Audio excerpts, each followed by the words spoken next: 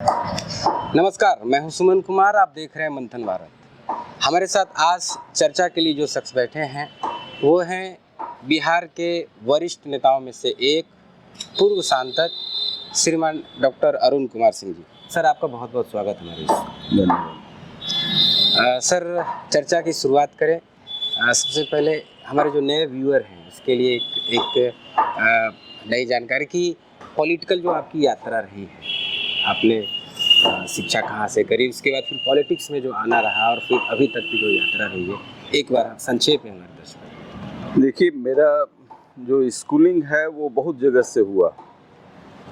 अब उसके कई कारण हैं जिस पर मैं अपने गांव में पढ़ा, मनियावा में, जहानाबाद मनियावा में। जिला स्कूल गया में भी पढ़ा, अमनौर हाई स्कूल छपरा में पढ़ा, खिजरसराय में हाई स्कूल में पढ़ा, जगलाल नगर गुरिया है इमामगंज के पास, वहाँ पढ़ा। अब फाइनली हम चाकंद हाई स्कूल से मैट्रिकुलेशन किए, जिस समय जयप्रकाश जी का आंदोलन अपने चरम पर था। और 75 में मैट्रिकुलेशन वहीं से किया।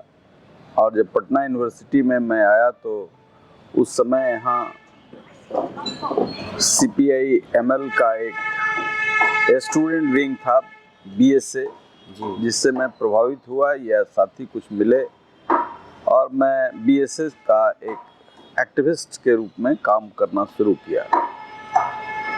लेकिन 77 में जब पार्लियामेंट का चुनाव हो रहा था तो जॉर्ज फर्नांडिस मुजफ्फरपुर से लड़ रहे थे और हम लोग कुछ 20-22 लड़के पटना विश्वविद्यालय से जो एक्टिविस्ट थे BSA के, वहाँ गए और जा कर के इनके लिए काम किया। उनकी जो जेल में वो थे और जयप्रकाश नारायण जी, जॉर्ज फर्नांडिस के 77 में वो मुजफ्फरपुर से चुनाव लड़ रहे थे, जेल से ही। वो जेल में थे और तिहाड़ जेल में थे और हम लोग उनके लिए चुनाव मुजफ्फरपुर में लड़ रहे थे। उस समय लैला फर्नांडिस और सुषमा स्वराज, ये दोनों वहाँ लीडर के रूप में, और बाकी तो सब जेल में ही अधिकांश लोग थे। तो हम लोग वो काम करते थे कि उनका जो फोटो था बेड़ी वाला, पैर में हाथ में सब जो बेड़ी लगा हुआ था, वही फोटो लेकर के घूमते थे और वोट मांगते थे।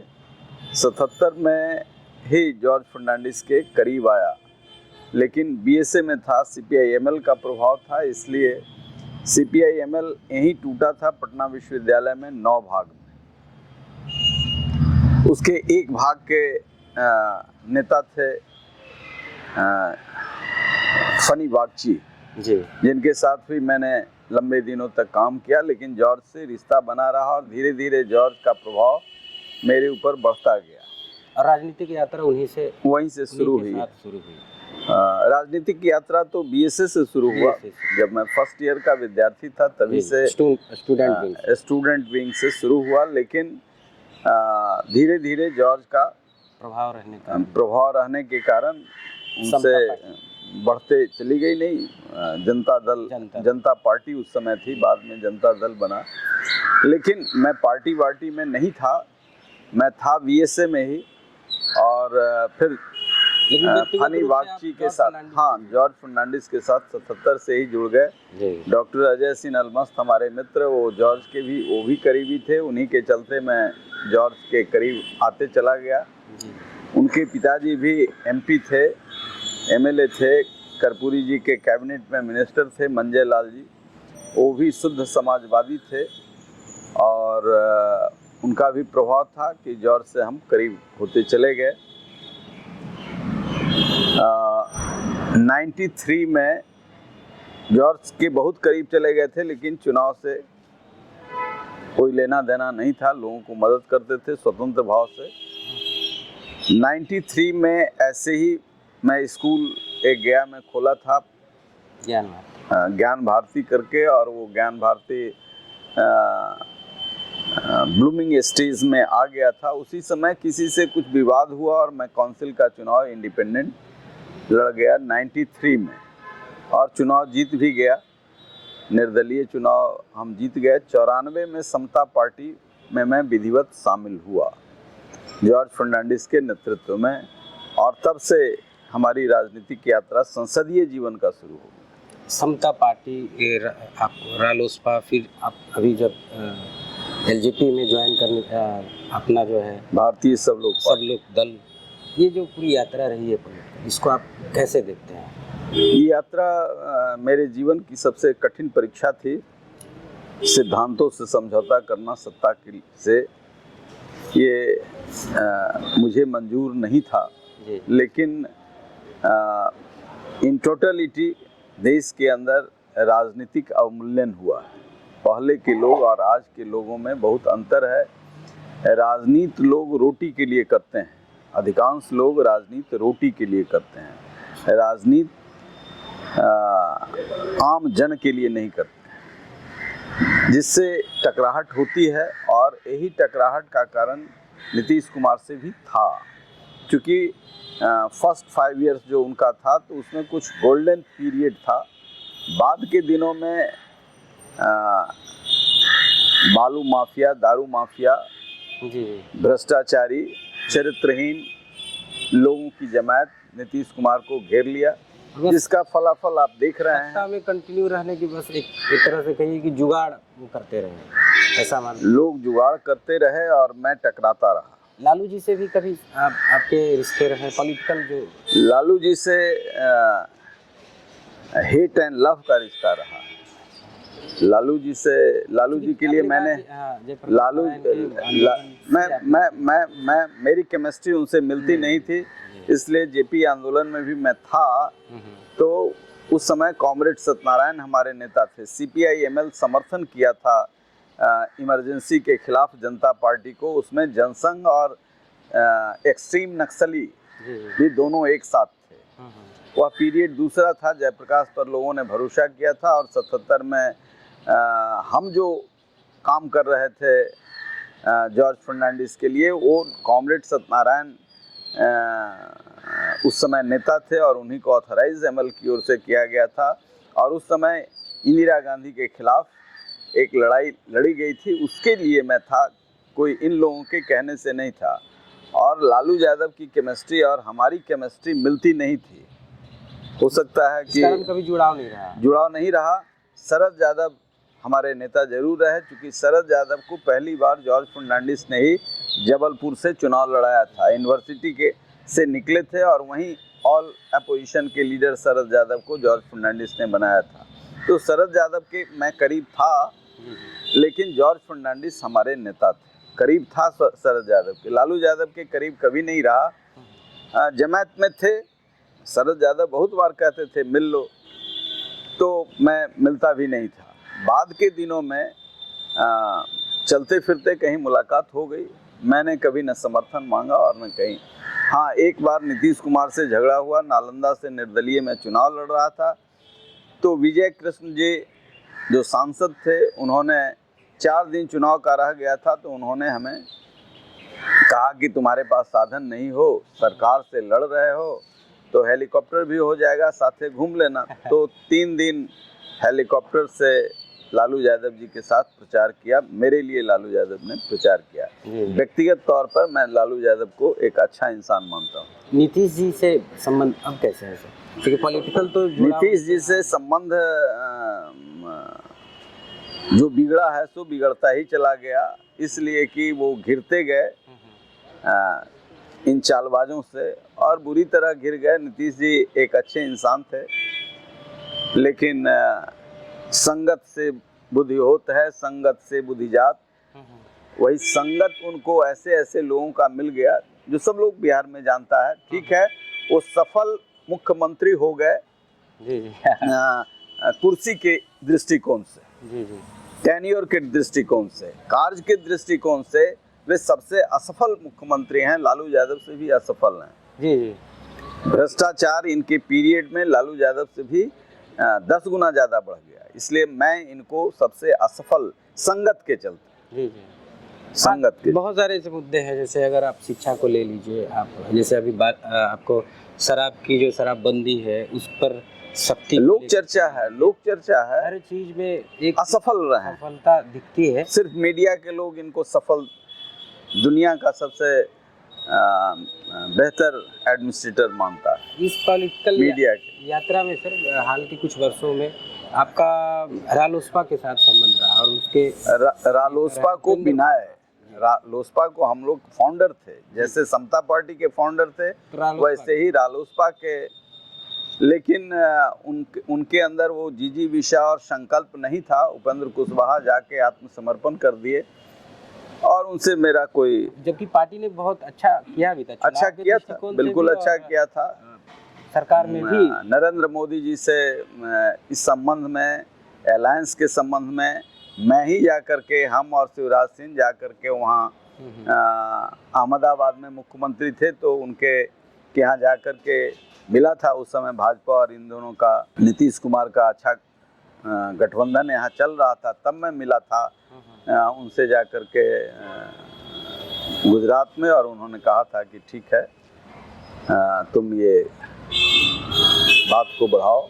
ये डॉक्टर श्री कृष्ण सिंह जो पहले मुख्यमंत्री थे, उनका कार्यकाल अगर छोड़ दें, उसके बाद जो सरकारें बिहार में बनी है, जो स्थिति है उसको देख करके लगता है कि सरकारों ने विकास के लिए मैंने बहुत कम काम किया और सिर्फ अपने लिए काम किया, क्योंकि जो इंडस्ट्री उनके ज़माने में लगी थी, जो उद्योग कल कारखाने उनके ज़माने में लगे थे, इनके ज़माने में जो 40-50 वर्षों में इन लोगों ने जो सत्ता में काम किया, इनके ज़माने में सारे ध्वस्त कर दिए, सबको बर्बाद कर दिया गया।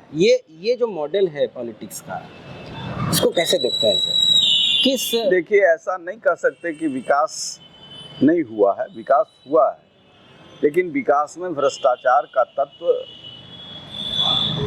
100 गुना ज़्यादा है। उस समय जो डॉक्टर श्री कृष्ण सिंह के नेतृत्व में हुआ तो उसके असल प्रबंधक अनुग्रह बाबू थे, अनुग्रह नारायण सिंह थे उसके मूल प्रबंधक, और उनके बड़े भाई और छोटे भाई का रिश्ता था। तो जो विचारों का मेल होता है ना, वो बड़ा मजबूत होता है, उससे विकास के रास्ते प्रशस्त होते हैं। नीतीश कुमार को किसी पर भरोसा नहीं है, जो चाटुकार हैं भी वो भरोसे के लोग नहीं हैं। तो वो कैसे होगा? उनके काल में जो नहर का निर्माण हुआ, तो नहर का निर्माण हुआ तो कोई चूहा नहीं कूरेद दिया नहर को। इनके काल में अभी सीतामढ़ी में गए थे और हेलीकॉप्टर से ये ऊपर उड़े और नहर जो है सो पश्चिम की ओर उड़ गया, चूहा खोद दिया, वो चूहा कुतर दिया था, इसलिए सब तो शराब भी पी जा रहा है, शराब भी पी जा रहा है। तो अद्भुत मुख्यमंत्री हैं, इनके कालखंड में बहुत सारे कारनामे हुए हैं। सिर्फ इन्हीं के कालखंड को नहीं, हम पूरा 40-50 वर्षों के कालखंड को जब देखते हैं, इंडस्ट्री और उद्योग को नष्ट किया गया बाज़ाब्ता, उसको मैंने फोकस करके इस पर, इस विचारधारा को, इस सोच को आप कैसे देखते हैं? चिंतन के केंद्र में यदि मुनाफा हो तो बेचा जा सकता है, सब कुछ बेचा जा सकता है। इनके पास कुछ करने के लिए था नहीं तो बेचते ही। जी। लालू यादव ने बेचा नहीं, उसको रहने दिया, इन्होंने बेच दिया। तो लालू यादव के पीरियड में ठीक बोलते हैं, इनसे बेहतर, जैसे बीटा चीनी मिल लालू यादव, स्वामी सहजानंद सरस्वती ने स्थापित किया था। उसमें प्रावधान था कि यदि बीटा चीनी मिल बिकेगा तो शेयर होल्डर जो किसान हैं, जो जमीन दिए हैं, वो एग्रीमेंट में था 99 साल का लीज पर, तो वो किसानों को मिल जाएगा, इसलिए बिकता नहीं था। लालू जी भी नहीं बेच पाए। ये इंजीनियर थे, इनके जो साइकोफेंट्स मित्र थे वो कला जानते थे, उन्होंने फिर 99 साल का बेच दिया, एक्सटेंशन कर दिया। और एक्सटेंशन करके क्या प्रोविजन हुआ कि उसका ईंट, लोहा, पत्थर सब उखाड़ करके ले गया। उनके काल में वो सरे जमीन से उखड़ा नहीं था। ये जैसे डालमिया का चीनी मिल हो, डालमिया का पूरा फैक्ट्री, डालमिया का पूरा फैक्ट्री ईंटा तक बेच दिया नीतीश कुमार। एक ईंटा, जो डालमिया को हिंदुस्तान का रूर कहा जाता। लालू जी के रीजन में वो चलता था क्या?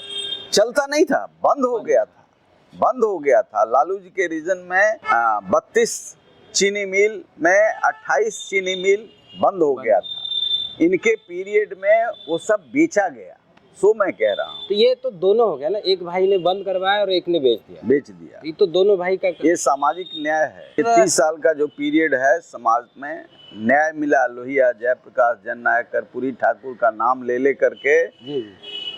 और सबसे ज्यादा कल्याण कर सामाजिक न्याय सबको निपंग बना दिया। यहाँ के मजदूरों के लिए कोई फैक्ट्री नहीं रहने दी। दिल्ली में रिक्शा चलाने के लिए, ठेला चलाने के लिए, घाट की नौकरी करने के लिए लोग जाते हैं। वही छोटी छोटी नौकरियां और वही छोटे छोटे जो काम है यहाँ नहीं मिल पाते। इसके लिए प्रकृति ने डॉक्यूमेंट दे दिया। उस आईने में नीतीश कुमार झांक के देखेंगे तो शर्मा जाएंगे। कहते हैं लैंड लॉक प्रदेश है। और अभी मैं उसी की चर्चा कर रहा हूँ। उसमें झांकेंगे तो शर्मा जाएंगे। देश का कोई राज्य जो तमाशा हुआ बिहार के लिए, किसी राज्य ने ये महसूस नहीं किया। चेन्नई से पैदल लोग चल दिया पटना के लिए, चेन्नई से पटना, लखनऊ से पटना, इलाहाबाद से पटना, मुंबई से पटना, बेंगलोर से पटना, और पूरी दुनिया देख रही थी कौन सा विचित्र प्रदेश है जहाँ के लाखों लोग इस तरीके से जान जोखिम पर लेकर के पैदल चल दिया 2-2 हजार किलोमीटर। और इसको आत्मचिंतन मंथन करने के बजाय कि हमारे कारनामों के कारण ही ये लोग बाहर जा रहे हैं, इसके बजाय ये कह रहे हैं कि अगर सारे बिहारी चले आएंगे तो काम ठप हो जाएगा। ये सोच देश की चिंता हुई, कोरोना लेके चले आएंगे, सीमा सील कर दिया गया।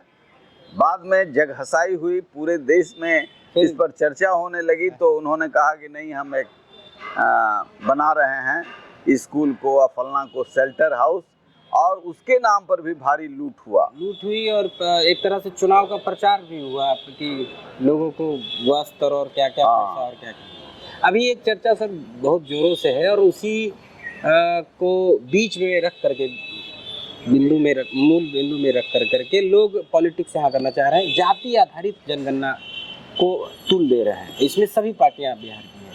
इसको आप कैसे देखते हैं? जातीय जनगणना कितना जरूरी है और ये क्या इतना जरूरी है कि सब कुछ काम नहीं करना हो, फिर चुनाव है, भावना टकराएगा, लोग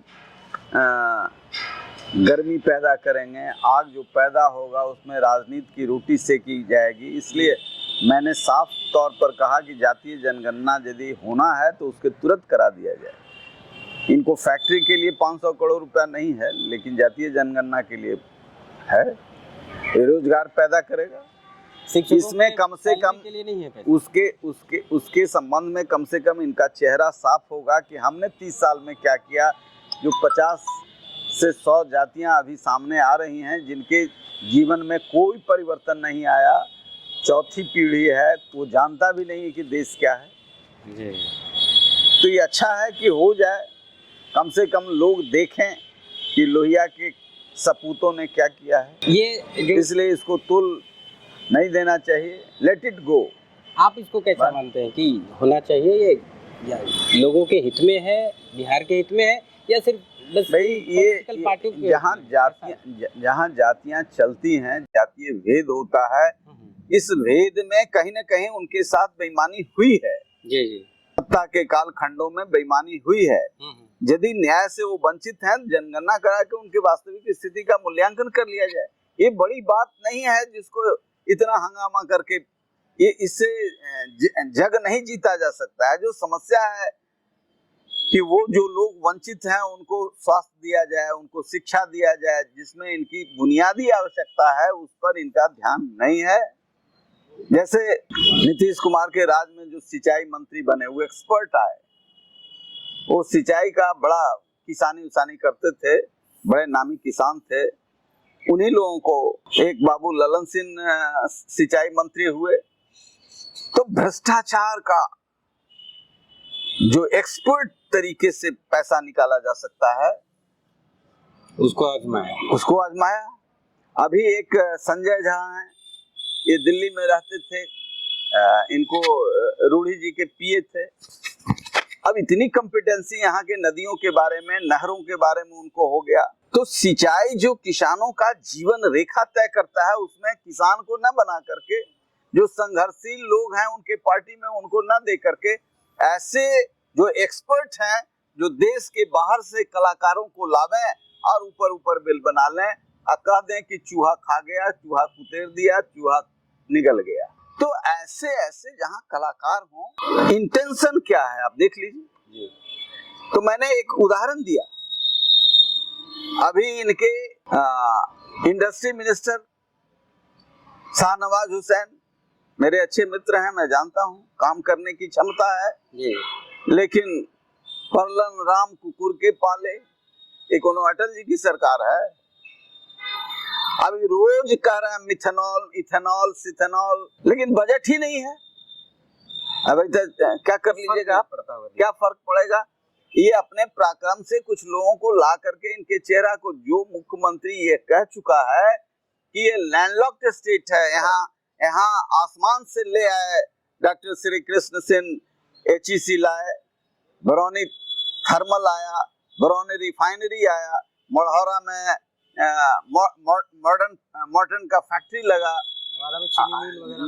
48 चीनी मिल लगे, डालमिया एक ऐसा इंडस्ट्री का सेंटर बना जहां करकट से लेकर के, सीमेंट से लेकर के, लोहा से लेकर डालडा तक सारी चीजें बनती थी।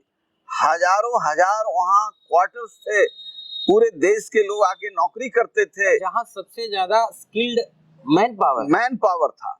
यहाँ ओबरा में, हमारे बगल में औरंगाबाद में ओबरा का, लंदन में भी देखते हैं ओबरा के कालीन का आज नकली दूसरे जगह दूसरे ओबरा से बन रहा है। हमारे के यहाँ ओबरा का स्किल खत्म हो गया। हमारे के यहाँ मैनचेस्टर था कपड़ा का, जमुई से लेकर के औरंगाबाद तक, बीच में बिहार शरीफ और ये सारा जगह जहाँ हैंडलूम की बड़े पैमाने पर इंडस्ट्री थी। हम विद्यार्थी थे तब 100 ट्रक कम से कम मानपुर से, ये हैंडलूम का वस्त्र 100 ट्रक कम से कम जाता होगा बाहर, ये था। गया कॉटन मिल में 500 ट्रक अलग से लगा रहता था, सब समाप्त। अब ये सब ईंटा तक बेच दिया। कॉटन मिल का देखिए, हम लोग ट्रेन से जाते थे तो क्या है, बड़ा सा इंडस्ट्री है गया कॉटन मिल। अब ईंटा भी एको नहीं है, आने वाली पीढ़ी जानेगी कि थोड़े यहाँ कोई। तो ये सर, ये ज्ञान या अनुभव की कमी या विजन नहीं रहने के कारण ये सब हुआ, या फिर किसी खास इसी के लिए किसी खास चीज को फोकस कर करके इस सब को समाप्त किया गया? बड़े पूंजीपतियों के गिरफ्त में हैं, लुटेरों के गिरफ्त में हैं, जो अपनी पूंजी जमा कर रहा है। तो बेच करके ही, कोई इंडस्ट्री तो था नहीं कि उससे कमीशन खा करके होते। कृषि को मारना है, कृषि ही एक उद्योग था। ये सरकार बनी थी उस समय, जितना बाजार समिति था इसको बंद कर दिया गया। हुआ कि इसको रिलायंस को बेच दिया जाएगा। हमने काफी हंगामा किया, हम सरकार में थे तो रुक गया। एक एक जगह 100, 200, 400 करोड़ का जमीन है टाउन के बगल में, सारी बाजार समितियां बंद कर दी गई। किसानों का एक सेंटर था उसको खत्म कर दिया गया। इनको बेचने के अलावा दूसरा कोई सुझाव ही नहीं देता है, इसको बेच दो, उसको बेच दो। तो मतलब मिला जुला कर कि इनके चारों तरफ जो कॉकस है, इनकी जो भारी लुटेरे हैं, वही इनको सामने देखने नहीं देते हैं। 7-8 उसे बाहर जाने की इनको जरूरत क्या है? 17 साल के मुख्यमंत्री हो गए तो उम्र भी लगभग, अब ये इनको देखने की जरूरत क्या है? इतनी सफलतम व्यवस्था, पैसे से लोगों के वोट को प्रभावित करना, विचारों को प्रभावित करना, अखबारों को मैनेज करना, ये सारी चीजें हुई। जो लड़ रहे हैं उसको तोड़ देना। कितने लोग उनसे लड़ना शुरू किया, फिर वहीं उसी पनघट पर पानी पी रहे हैं। आपका मोदी सरकार के काम के प्रति, मोदी सरकार के काम 7 साल के जो कार्यकाल रहे हैं, उसको आप कैसे देखते हैं? बिहार के परिप्रेक्ष्य में कैसे देखते हैं कि उसका असर रहा? देखिए, मोदी सरकार में जो सबसे सफल मंत्री हैं वो नितिन गडकरी हैं। और नितिन गडकरी ने पूरे देश में जो रोड का स्वरूप बनाया, इंफ्रास्ट्रक्चर बनाया, शेरशाह सूरी के बाद इस देश में अटल जी के समय में वो प्रधानमंत्री ग्रामीण सड़क योजना और भारतमाला परियोजना अभी जो आया, और ये जो ईस्ट वेस्ट कॉरिडोर जो हुआ, ये पूरे देश को रोड के क्षेत्र में बहुत ही समृद्ध बनाया। और freight special dedicated freight corridor railway का, यह भी बहुत आवश्यक था। ब्रिटिश काल से कोई बड़ी योजना रेल और रोड पर नहीं था, इसको मोदी सरकार ने दिया। लेकिन बहुत सारे और काम करने थे, रोजगार के रास्ते पैदा करना था, लेकिन वो काम नहीं हुआ। इनके जितने व्यापारी और ब्यूरोक्रेट्स मंत्री हैं, ये सब मट्टी के लोंदा हैं।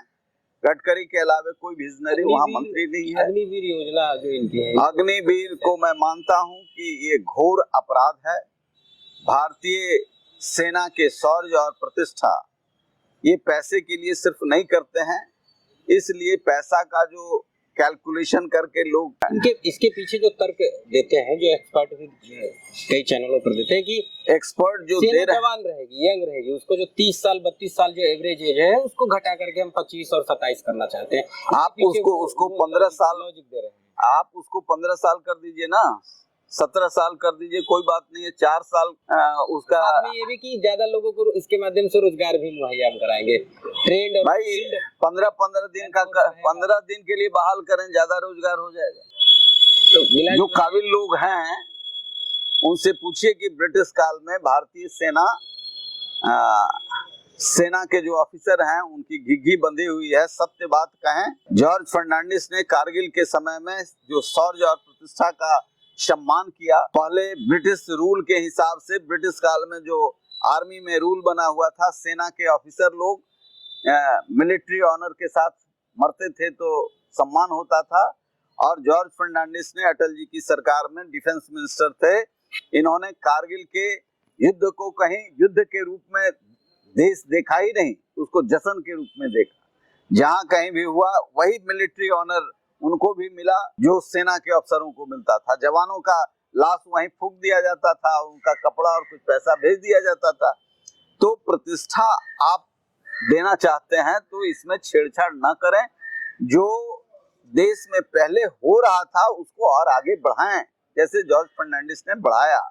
इसलिए हमारा थोड़े घिघी प्रधानमंत्री के सामने बंद होता है। हमको न प्रधानमंत्री बनना है न मुख्यमंत्री बनना है। हमको, हमारा भी रिश्ता नरेंद्र मोदी जी से बहुत दिन से रहा है। हम एक चैनल पर रहे हैं, हम रघुवंश बाबू और प्रधानमंत्री जी जो आज हैं नरेंद्र मोदी जी, हम उनके शुभचिंतक हैं। उनसे उम्मीद था कि देश में एक नया परिवर्तन आएगा, लेकिन सेना को नष्ट करने की जरूरत नहीं है। सेना के स्वरूप को, स्ट्रक्चर को, इसको आप पूरी तरह बिल्कुल इसको आउटराइट रिजेक्ट करते हैं। लोग तुलना करते हैं चाइना से। कल रोज हम लोग देखते ही रहते हैं न्यूज पर, चाइना से, इजराइल से। इजराइल में कंपलसरी है, जो जवान हुआ उसमें महिला और पुरुष को कंपलसरी है आर्मी की ट्रेनिंग, लेकिन वो आर्मी के पार्ट नहीं होते हैं। जब जरूरत पड़ेगा उनका लिया जाएगा। यहाँ भी 130 करोड़ लोग हैं, 100 करोड़ को ट्रेनिंग दे दीजिए ना, 100 करोड़ को ट्रेनिंग दे दीजिए। यहाँ एनसीसी तो चल नहीं रहा। एनसीसी की दुर्दशा है। हमारे कालखंड में जो एनसीसी था, मैं भी नेवी का कैडेट रहा हूँ, अच्छा। इसलिए जो सम्मान जिस तरीके से पहले व्यवस्थित था वो भी आज नहीं है। इनको पैसा नहीं है, इनके पास बजट नहीं है। तो एनसीसी तो आपका चल नहीं रहा है, स्पेशल आर्मी ट्रेनिंग दे दीजिएगा। एक जवान को बनाने में 5 साल की ट्रेनिंग होती है। सही है, 6 महीने एक ही जवान बनता है। आप तब कारगिल जैसे युद्ध को जीतता है। कारगिल विपरीत परिस्थितियां, हम लोग गए हैं, टाइगर हिल, कारगिल, सियाचिन, सब जगहों पर गए हैं जॉर्ज के वजह से। और हम होम अफेयर्स के मेंबर थे। किस तरीके से भारतीय जवान पाकिस्तानियों की गोली खा रहे हैं और ऊपर चढ़ रहे हैं, और चढ़ते चढ़ते ऊपर चढ़ गए चोटी पर, और चढ़ने के बाद जो अपने शौर्य का प्रदर्शन किया, वहां भारतीय झंडा को फहराया। पाकिस्तानी इस तरीके से भागे कि कहीं उनका चिन्ह नजर नहीं आया, सब बंकर में से निकल गए। इसलिए उन बंकरों पर कब्जा किया। भारतीय सेना के जवानों के शौर्य का इतिहास दुनिया मानती है। Second world war, first world war में इंडियन आर्मी जो अपने शासक ब्रिटिशर्स के लिए काम कर रहा था, अपने देश के लिए नहीं कर रहा था।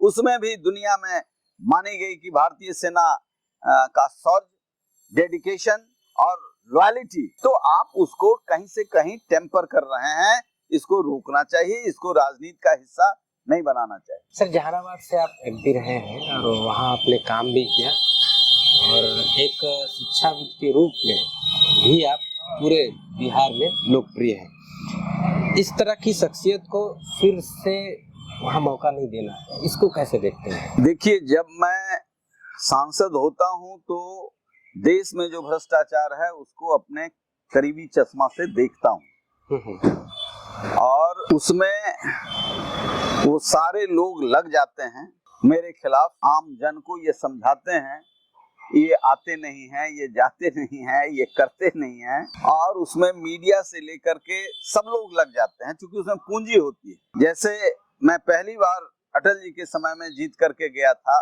तो बॉम्बे हाईवे में जहां एक्सप्लोरेशन होता है तेल का, तो रिलायंस उसी में छेद करके निकाल रहा था। इसका मैंने पार्लियामेंट में क्वेश्चन किया, उसका जवाब आया, लेकिन निदान नहीं हुआ है आज तक। और जयपाल रेड्डी जैसे लोग जब पेट्रोलियम मिनिस्टर यूपीए सरकार में थे, उन्होंने हिम्मत की, उनको सामने रखा, सारा डॉक्यूमेंट रखा, उन्होंने हिम्मत की और रात में उन्होंने सेक्रेटरी से बात किया है और सवेरे पेट्रोलियम मिनिस्टर मुरली देवरा को बना दिया गया। मतलब जो 12 घंटा लगा। इसी तरीके से इस सरकार में भी, मोदी जी की सरकार में भी मैं एमपी था और मैंने यूरिया घोटाला का पर्दाफाश, 14,000 करोड़ रुपए का लूट है।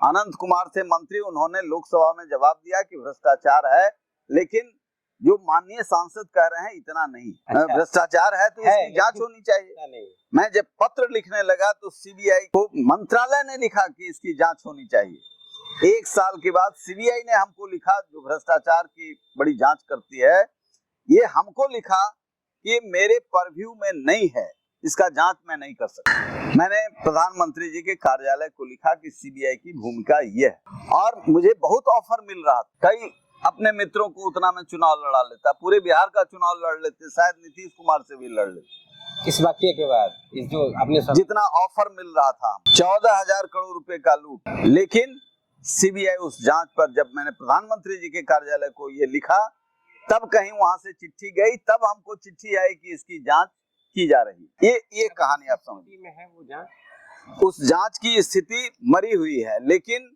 मैं लिखता रहता हूँ। मतलब तो उसमें गिरफ्तारी हुई है, अभी एक गिरफ्तारी हुई है, लेकिन मूल चीज को पकड़ा नहीं जा रहा है। मुझे किनारे कर दिया गया है, लेकिन फिर भी मैं बार बार पत्र लिखता रहता हूँ।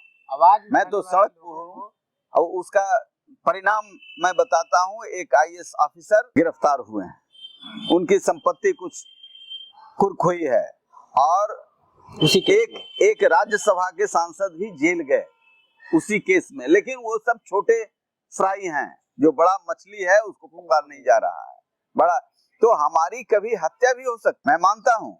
बिहार के जो उचक्के हैं चोर, उनका भी मैं खोलता रहता हूँ, और राष्ट्रीय स्तर पर जो बड़े चोर उचक्के हैं उनको भी मैं खोलता रहता हूँ। तो मैं इन चीजों से अपने परिवार को निश्चिंत किए रहता हूँ कि देखो, कभी हो सकता है गाड़ी में एक्सीडेंट करा के मार दे, बहुत लोगों की हत्या ऐसे हुई है। कभी कुछ तैयार रहना, मैं स्वभाव से इन चीजों से लड़ता रहता हूँ। हार जीत का मतलब नहीं है, हार जीत तो जो चोर उचक्का है इस सब से लड़ना है तो हार जीत होगी। इसलिए आम जनता इसके लिए जिम्मेवार नहीं है, ये व्यवस्था जिम्मेवार है कि जो लड़ाकू आदमी है, जो सत्य के साथ खड़ा होगा, उसको सलटाने की कोशिश की जाएगी। आवाज जो उठाएगा उसको, बिल्कुल। मैं तो कहता हूं कि जितने वीर पुरुष, विकास पुरुष सब थे, मेरे समय में जो काम हुआ है उसको देख लीजिए, और हमारे नहीं रहने के बाद जो काम हुआ है वो देख लीजिए। ऐसा एक रोड था अरवल से एकंगर सराय, जो हमने अपने पीरियड में राजनाथ सिंह से नेशनल हाईवे बनवाया था। एकंगर सराय से बिहार शरीफ जॉर्ज फर्नांडिस कराए हुए। उस रोड में 36 पुल था। मैं 5 साल नहीं रहा तो वो नहीं बना, मैं आया तो वो 36 पुल बना है। कई लोग दह के मर गए, जनता भी चली। कोई कहता था कि नक्सली नहीं बनने देता है, कोई कहता था कि हमारे पहले वहां से वो विकास पुरुष जहानाबाद के थे जो बहुत लंबे दिनों तक रहे, तो हाजीपुर टाउन के बगल का पुल था, वो कहता था कि बलि खोजता है, तो बलि नहीं खोजता था, वो टैक्स खोजता था। जैसे अभी पहले लोग, बिहार के लोग यदि बाहर विद्वत जन रहते थे तो उनको खोज करके विश्वविद्यालयों में लाया जाता था वाइस चांसलर के रूप में। अब जो सर्च कमेटी बनती है जो सबसे नीतीश कुमार के राज में, सकता है उसको, ये सर्च करता है पॉकेट को। और एक भी बिहार में वाइस चांसलर बिहार का नहीं है, ये सब बाहर, ताकि उसके पॉकेट का हिसाब किताब बाहर ही हो जाए। तो इन सारी चीजों पर जब मैं बोलता हूँ तो केस मेरे ऊपर इस सुशासन ने 11 केस इनके राज में हुआ है, लड़ रहा हूँ, केस मेरे ऊपर चल रहा है, किडनैपिंग का भी केस। सब किडनैपर नीतीश कुमार के साथ था, मैं अकेला किडनैपर उनसे अलग हो गया। इस स्थिति में तो सर आपको बहुत सावधान रहने की जरूरत है इसका।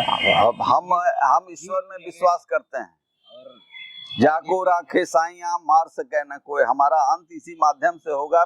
ईश्वर ने यही तय किया होगा कि इस काम को करते हुए तुम चला जाना, तुम्हारा काम पूरा हो गया तो चला जाऊंगा। समाज की और प्रदेश की और देश को आपकी जरूरत है सर, आप इसका प्रकार की बात नहीं तो आंख मूंद के नहीं चलते हैं, आप जो है आंख मूंद के नहीं चलते हैं, लेकिन आप देख रहे हैं कि जो AK-47 की सुरक्षा में थे वो भी चले गए, था हमारा क्या है। इसलिए जहानाबाद सावधानी रखिए। एक व्यक्ति अभी एक समाज की राजनीति को लेकर करके बहुत चर्चित हुए हैं और पूरे समाज का ठेका लेकर के आरजेडी में सौंपने का एक तरह से प्रयास है। पूरे उनके क्रियाकलापों को, उनकी राजनीतिक दृष्टिकोण और राजनीति करने के स्टाइल पर आप कैसे देखते हैं? साफ बोलिए तो हम समझें। जहानाबाद में बहुत लोग, आशुतोष कुमार को मैं पॉलिटिकल जीव मानता ही नहीं। आदमी इस समाज के लिए नहीं और समाज के लिए हो जाए तो स्वीकार कर ले। इस समाज के जो लोग स्वीकार करते हैं, हमारी परंपराओं को ध्वस्त करते हैं, उन पर एक अपने ही परिजन के हत्या का आरोप है, दूसरा नवादा के एक विकलांग उनके पार्टनर थे, उनकी हत्या का आरोप है। केस चल रहा है, केस चल रहा है, आरोप नहीं है। लोग जानते हैं कि इस हत्या में थे, सेना से भाग के आए हैं। अब ऐसे राष्ट्रभक्तों, एक तरह से ठेकेदार बने। हमारे समाज में राजनारायण पैदा हुए हैं, स्वामी सहजानंद पैदा हुए हैं, अब भगवान परशुराम का वो नाम लेते हैं। समझ सकते हैं उनके कैरेक्टर से कैसा कंट्राडिक्शन है। अभी तक तो दलित का विरोध कर रहे थे, तो राजद के लोग दलित का विरोध करने की हिम्मत रखते हैं। हमारे पूर्वजों ने लालू यादव के पहले, या जो सामाजिक न्याय के ठेकेदार हैं, डॉक्टर श्री कृष्ण सिंह, दलितों को सम्मान देने के लिए हमला सहा देवघर मंदिर में। राजनारायण बैद्यनाथ, बाबा बैद्यनाथ के दरबार में दाढ़ी नुचवाई। हमारी परंपरा से कैसे हो सकते हैं? कुछ उचक्के हो जाते हैं। मैं लड़ता हूं ऐसे लोगों से। समाज के ठेकेदारी की बात करते हैं। जब मैं संकट में समाज के स्वाभिमान की लड़ाई लड़ रहा था, तो वो भाजपा के कुछ दलालों के ठेके से वो हमारे के यहाँ नौजवानों को दारू पिला के मेरे खिलाफ भड़का रहे थे। सर, समाज और जो लोग, इसलिए ऐसे उचक्कों से मैं राजनीति की चर्चा नहीं करता हूं। और मैं बोलता हूं, समाज इस चीज को और लोग इस चीज को क्यों नहीं समझ पाते हैं कि सामने जब सोसाइटी का अवमूल्यन पूरे तरीके से हुआ है, तो हमारे समाज में भी हुआ है। कहाँ पैदा ले रहे हैं राजनारायण, कहाँ पैदा ले रहे हैं डॉक्टर श्री कृष्ण सिंह? समाज ही तो नेता बनाता है। तत्व विकसित होते हैं, और ऐसे तत्वों को कुछ, जब हमें भ्रम था लालू जी से लड़ रहे थे, तो ऐसे अराजक तत्वों को बढ़ाने में हमने भी कुकर्म किया है। नीतीश कुमार को सत्ता में लाने में ऐसे अराजक तत्वों को थोड़ी ताकत हमने भी दी है। इसलिए ये पाप किए हैं तो हम भुगत रहे हैं। पूरी ठाकुर क्यों नहीं पैदा हो रहे हैं? कौन जाति के सबसे बड़े न्यूमेरिकल में थे? कपिल देव सिंह और सजदानंद सिंह जैसे लोग दाएं बाएं खड़े रहते थे। मैं कर्पूरी ठाकुर से साथ घुमा हूँ, जानता हूँ। पैदा कर करके लोगों की सहानुभूति बिल्कुल बहुत आसान है। परशुराम इसी कारण पीला पगड़ी में हो जाए, हर जाति सब लोग पगड़ी में डाल लेना चाहते हैं। लोग अलग अलग एक विंग और एक बना करके। बिल्कुल।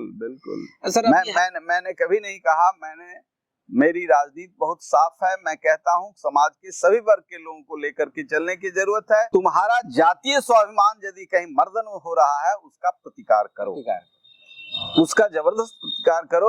उसके लिए तुम्हें हथियार भी उठाना पड़े तो उठाना चाहिए। बिहार में यही प्रसूत धर्म है। लेकिन बिहार में सर कमोबेश जात के ही नेता हैं, जमात के नेता बहुत बहुत कम अब रह गए हैं। क्या जैसे हमको भी आप जाते के नेता बना दीजिएगा। आज तक जहानाबाद में कोई सांसद प्रतिनिधि मुसलमान को नहीं रखा। अकबर इमाम मेरे सांसद प्रतिनिधि थे। कोई पासवान सांसद प्रतिनिधि, किसी भी जात के नेता पैदा हुए नहीं हुआ। लेकिन हमारे अरवल में पासवान प्रतिनिधि थे। तो इस सिस्टम को हमने तोड़ा और उसको दिखलाया सोसाइटी को। हमको तो मुसलमान वोट भी नहीं देते थे भाजपा से अलायंस की वजह से, लेकिन मैं उनके बीच लोकप्रिय हूँ। मैंने सिर्फ वोट की राजनीति नहीं की, तब भी मेरी कुटाई होती है। ऐसे ही पॉकेटमार लोग लग जाता है, जिसको क्रांतिकारी कह रहे हैं। ये नौजवानों को खिला पिला करके कहा कि नोटा में वोट डालो, नोटा में डालो। अरे हमारा झोटा कवर लोगे, हमारा क्या करोगे? मैं तो बड़े बड़ी ताकतों से लड़ता हूँ। मैंने लालू यादव से लड़ाई लड़ी या नीतीश कुमार से लड़ी। इन ओटा झोटा वालों से हमको क्या लेना देना। लेकिन हाँ, तुम परशुराम का नाम लोगे, समाज का नाम लोगे और कुकर्म करोगे, तो मैं प्रश्न खड़ा करता हूँ कि समाज के ऐसे लोग हमारे के यहाँ समाज और माने प्रदेश के लोगों को कैसे भ्रमित कर पाते हैं? तो समाज में भी तत्व है, गिरावट हुआ है, अवमूल्यन है। वो भी नेताओं के चक्कर में बहुत मार खाया है। कि जिंदगी बचाई तो वो अपना मुखिया ही बचा रहा था। हाल के दिनों में प्रशांत किशोर जो एक पॉलिटिकल एनालाइजर थे और अलग अलग पार्टियों के साथ जुड़े रहे चुनाव में उनका कैंपेन करने में, अभी उनका एक कैंपेन चल रहा है कि वो डायरेक्ट पॉलिटिक्स में पार्टी बनाना और लोगों से मिलने के कार्यक्रम। कैसे देखते हैं उनके इस पूरे? ये प्रशांत किशोर एक बुद्धिजीवी हैं। पूरे देश की समझ है उनको, राजनीति की भी समझ है। जन स्वराज की बात कर रहे हैं। जन स्वराज की बात करना भी बड़ी बात। हमारे नेता ने कहा है नहीं, कोई भी काम करेगा, अच्छा काम करेगा तो हमको नीतीश कुमार से व्यक्तिगत कोई बैर थोड़े है। उचक्कों के साथ घिर गए तब न बैर हुआ, नहीं तो उनके लिए जो मैंने किया है। आने वाले समय में आपकी पार्टी का कोई उनके लिए वो उनके साथ जो उचक्के बैठे हुए हैं, ये लोग उनको ले जा रहे थे जेल में कुछ पराक्रमी लोगों से मिलवाने। कहे कि लालू यादव मिल आए हैं, आपको भी मिलना चाहिए। मैंने रोक दिया और मैंने कहा मैं मिलूंगा। यही तो अंतर है। आने वाले समय में उनके पार्टी तो हम 7 दिन अपने डिग्निटी को जमीन पर रख के अपने नेता को चेहरा बचाने के लिए 7 दिन बेउर जेल में कैंप किया, लोगों से बात किया। कुछ बहुत पराक्रमी लोग वहां जेल में थे। तो टाइम्स ऑफ इंडिया ने फ्रंट न्यूज बनाया, Jehanabad MP is with the jail words. तो हमारे पुराने साथियों ने कहा तुम्हारा इतना नैतिक पतन हो गया है। हमने कहा कि अराजकता से मुक्ति के लिए बिहार को मैं ये कर रहा हूँ। मैंने नीतीश कुमार के लिए वो सब जहर पिया है और उनका चेहरा को बनाए रखा। लेकिन जो उचक्के पहले से मड़रा रहे थे, जो उन दिनों सफल नहीं होते थे, आज सफल हैं। क्योंकि सत्ता किसी को नॉर्मल स्टेज में नहीं रहने देती, वो तो स्वाभाविक है। तो वही हुआ है, आज उसके गिरफ्त में है। और नतीजा है कि बिहार का जन स्वराज जो है सो खतरे में है और प्रशांत किशोर जन स्वराज की चिंता कर रहे हैं। तो मेरी दोनों का गठजोड़, भाई गठजोड़ हो कि नहीं हो, मैं जरूर नैतिक समर्थन कर रहा हूँ। मेरी पार्टी भी जन स्वराज में विश्वास करती है। इसलिए चिराग पासवान गांव-गांव तक जा रहे हैं, खेत खलिहानों में जा रहे हैं, हर मोर्चे पर जा रहे हैं। जहां नीतीश कुमार लोगों को मार रहे हैं, उनकी पीड़ा को शेयर करने जा रहे हैं। जितने नकली शराब से लोग मरे, नीतीश कुमार के कोई प्रतिनिधि भी नहीं गए। इनके कोई संरक्षण में पल रहे जेडीयू के लोग 20,000 करोड़ का अवैध दारू का व्यापार कर रहे हैं। तो वैसे में जो मौतें हो रही हैं, वहां पर चिराग पासवान हर जगह जा रहे हैं। या किसी तरह की घटना दुर्घटना में चिराग पासवान जा रहे हैं। जो लोमड़ी राजनीति के प्रतिनिधि हैं वो कहते थे चिराग पासवान चांदी के चम्मच लेके पैदा हुए हैं, ये कहाँ जाएंगे खेत खलिहान में, कहाँ गरीबों के। तो गरीबों के बीच जाकर के सीधे नतमस्तक होते हैं, आशीर्वाद लेते हैं और कहते हैं कि हम बिहार फर्स्ट का संकल्प लेकर के निकले हैं और अंतिम सांस तक इस लड़ाई को लड़ेंगे। तो अरुण कुमार भी उनके पीछे खड़े हैं, वो संघर्ष कर रहे हैं और उनका संघर्ष जमीन पर दिख भी रहा है। सांसद महोदय बहुत धन्यवाद। आप महसूस कर रहे हैं, मीडिया के लोग जल्दी महसूस ही नहीं करते कि चिराग पासवान वो बहुत आज बिहार में बहुत कम नेता हैं जो इतना एक्टिव है और जिनका परिवार पॉलिटिक्स में लंबे समय तक रहा है, जिनको विरासत में पॉलिटिक्स मिली है, बहुत कम ऐसे नेता है जो इतने परिश्रम कर रहे हैं।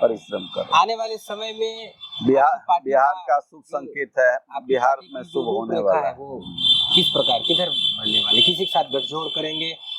अभी कोई गठजोड़ की बात नहीं है। पार्टी गांव-गांव में जाए, हर घर में चिराग जले, ताकि प्रकाश का महापुंज तैयार हो और फिर हम लोग राज्य के निर्माण में अपनी शक्ति लगाएं। उसमें किसी के सहयोग की जरूरत होगी तो लिया जाएगा। सर, आपने समय दिया, हमारे सवालों के बेबाकी से जवाब दिया, इसके लिए हमें भी अच्छा लगा कि बहुत अच्छा प्रश्न आपने किया।